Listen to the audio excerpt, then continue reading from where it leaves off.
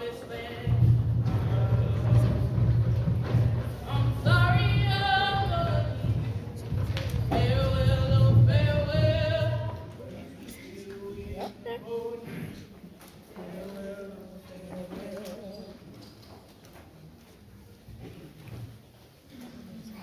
I am happy to join with you today in what will go down in history as the greatest demonstration for freedom in the history of our nation. 5 years ago, a great American in whose symbolic shadow we stand today signed the Emancipation Proclamation. This momentous decree came as a great beacon light of hope to millions of Negro slaves who had been seared in the flames of withering injustice. It came as a joyous daybreak to end the long night of their captivity. But 100 years later, the Negro still is not free. 100 years later, the life of the Negro is still sadly crippled by the manacles of segregation and the chains of discrimination. 100 years later, the Negro lives on the lonely island of poverty in the midst of a vast ocean of material prosperity. Yes. 100 years later, the Negro is still languished in the corners of American society and finds himself in exile in his own land. Okay. And so we come here today to dramatize a shameful condition. I am not unmindful that some of you have come here out of great trials and tribulations. Some of you have come fresh from narrow jail cells. And some of you have come from areas where your quest for freedom left you battered by the storms of persecution and staggered by the winds of police brutality. You have been veterans of creative suffering. Continue to work with the faith that unearned suffering is redemptive. Go back to Mississippi. Go back to Alabama. Go back to South Carolina. Go back to Georgia. Go back to Louisiana.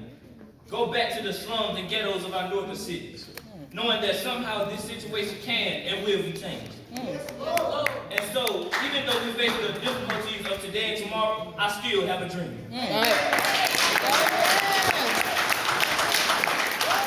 It is a dream deeply rooted in the American dream.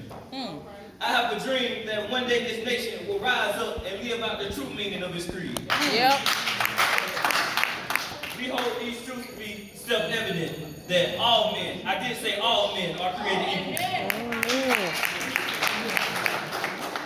I have a dream that my 4 little children will one day live in a nation where they will not be judged by the color of their skin, but by the content of their character.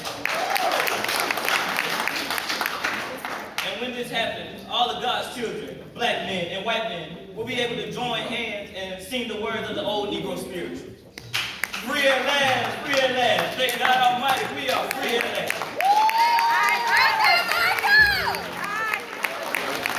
I was born by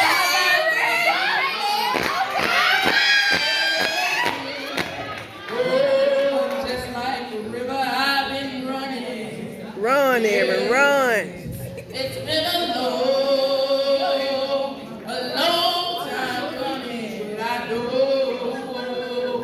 a change gon' come. Yep. There's been times that I thought I wouldn't last for long, but now I think I'm able to carry on.